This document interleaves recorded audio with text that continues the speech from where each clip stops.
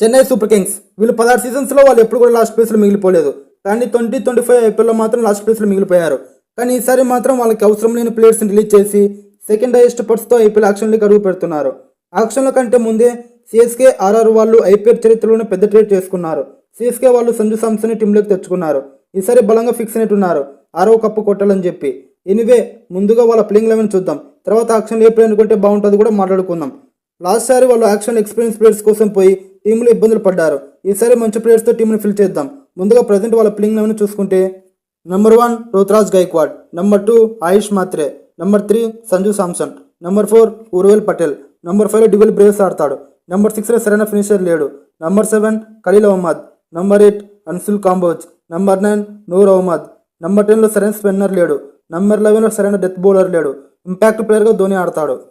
ముందుగా 6వ స్థానంలో కావాల్సిన ప్లేయర్ చూసుకుంటే ఆల్రౌండర్ కావాలి. అది ఫారిన్ ఆల్రౌండర్ కావాలి.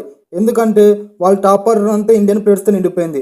బెస్ట్ ఫారిన్ ఆల్రౌండర్ చూసుకుంటే మ్యాక్స్వెల్, స్పిన్ ఆల్రౌండర్. సిఎస్కే వాళ్ళకు కూడా ప్రజెంట్ అదే కావాలి. ఎందుకంటే వాళ్ళు రవీంద్ర జడేజాని వదిలేశారు కాబట్టి. అలానే వాళ్ళు ప్రీవియస్గా చాలాసార్లు మ్యాక్స్వెల్ కోసం కూడా ట్రై చేశారు. ఈసారి ఖచ్చితంగా వాళ్ళు మ్యాక్స్వెల్ కోసం వెళ్తారు. ఒకవేళ మ్యాక్స్వెల్ని చెన్నై సూపర్ కింగ్స్ వాళ్ళు కొంటే మ్యాక్స్వెల్ నుంచి బెనిఫిట్స్ చూసుకుందాం. మ్యాక్స్వెల్ ఒక రైట్ హ్యాండ్ స్పిన్నర్, ఇక్కడ నూర్ అహ్మద్ చూసుకుంటే left hand spinner. Right and left పర్ఫెక్ట్గా సెట్ అవుతుంది. అలానే లోవర్ ఆర్డర్లో మ్యాచ్లో ఫినిష్ చేసే ప్లేయర్. మీరు అనుకోవచ్చు లాస్ట్ ఇయర్ పర్ఫార్మెన్స్ బాగాలేదు కదా, సిఎస్కే వాళ్ళు ఎందుకు అనుకుంటారని చెప్పి. బట్ మ్యాక్స్వెల్ అంటే ప్లేయర్ని తక్కువ చేయకూడదు. అవసరమైనప్పుడు ఒంటి చేత మ్యాచ్ను ఫినిష్ చేసే ఆటగాడు. అలానే అసలు ఫామ్లో లేని ప్లేయర్ సిఎస్కేలోకి వచ్చి రెచ్చిపోయి బ్యాటింగ్ ఆడతాడు. మనం ప్రీవియస్గా చాలా మందిని చూసాం అలాంటి ప్లేయర్స్ని. మ్యాక్స్వెల్ వద్దనుకుంటే ఒక 15 నుంచి 20 కోట్లు పెట్టుకొని క్యామరన్ గ్రీన్ కొంటే సరిపోతుంది. ఎలాగో సరైన పేస్ బౌలర్ లేరు కాబట్టి క్యామరన్ గ్రీన్ టీంలోకి వస్తే ఆ లోటు కూడా తిరుగుతుంది.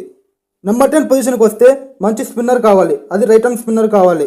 నాకు పర్ఫెక్ట్గా కనిపిస్తున్న బౌలర్ రవి బిష్ణోయ్. చపాక్ పిచ్ మీద పర్ఫెక్ట్గా సెట్ అవుతాడు. కళ్ళు మూసుకొని ఆలోచించుకొని కొనేయాలి. Noor Ahmad, Ravi Bishnoi right and left combination పర్ఫెక్ట్గా సెట్ అవుతారు. నెంబర్ 11 విషయానికి వస్తే డెత్ బౌలర్ కావాలి. ప్రజెంట్ యాక్షన్లో అంత పర్ఫెక్ట్ డెత్ బౌలర్ కనిపించడం లేదు. అంతేకాకుండా ఓవర్సీస్ ప్లేయర్ అయి ఉండాలి. సో మళ్ళీ పత్రాన్ని బైబ్యాక్ చేస్తే సరిపోతుంది. పర్ఫెక్ట్గా ఉంటుంది టీం. ఇప్పుడు పర్ఫెక్ట్ ప్లేయింగ్ 11 చూద్దాం. Number 1 Ruturaj Gaikwad, number 2 Ayush Mhatre, number 3 Sanju Samson, number 4 Urvil Patel, number 5 Dewald Brevis, number 6 Cameron Green లేదా Glenn Maxwell, number 7 Khaleel Ahmed, number 8 Anshul Kamboj, number 9 Ravi Bishnoi, number 10 Noor Ahmad, number 11 Pathirana. Impact ప్లేయర్గా ధోని ఆడతాడు. మీరు అనొచ్చు రుతురాజ్ గైక్వాడ్ని వన్డౌన్లో పంపి సంజు సామ్సన్ ఓపెనర్గా పంపించచ్చు కదా అని చెప్పి. వన్డౌన్గా రుతురాజ్ గైక్వాడ్ గేమ్ ప్లే బాగాలేదు. సంజు సామ్సన్ వన్డౌన్గా ఐపీఎల్లోనే సెకండ్ హైయెస్ట్ రన్స్ చేసిన ప్లేయర్గా ఉన్నాడు. సో రుతురాజ్ గైక్వాడ్ ఓపెనర్గా, సంజు సామ్సన్ వన్డౌన్గా రావడమే బెటర్. ఇప్పుడు బ్యాటింగ్ స్ట్రెంత్ గురించి మాట్లాడితే రుతురాజ్ గైక్వాడ్, ఆయుష్ మాత్రం మంచి స్టార్ట్ ఇస్తే సంజు సామ్సన్ కంటిన్యూ చేస్తాడు. ఉర్విల్ పటేల్, డివాల్ బ్రేవిస్ క్రీస్లో ఉన్నంతసేపు విధ్వంసం క్రియేట్ చేస్తారు. ధోని, క్యామరన్ గ్రీన్ లేదా మ్యాక్స్వెల్ అయినా సరే ఇద్దరు కూడా మ్యాచ్లు ఫినిష్ చేసే ప్లేయర్స్. బౌలింగ్ విషయానికి వస్తే అన్సుల్ కాంబోజ్, ఖలీల్ అహ్మద్ పవర్ ప్లేలో బౌలింగ్ చేస్తారు. పత్రానా డెత్ ఓవర్స్లో బౌలింగ్ చేస్తాడు. స్పిన్ విషయానికి వస్తే రవి బిష్ణోయ్, నూర్ అహ్మద్ చూసుకుంటారు. అలానే క్యామరన్ గ్రీన్ వచ్చినా, మ్యాక్స్వెల్ వచ్చినా ఒక పేస్ లేదా స్పిన్ బౌలింగ్ ఆప్షన్ పెరుగుతుంది.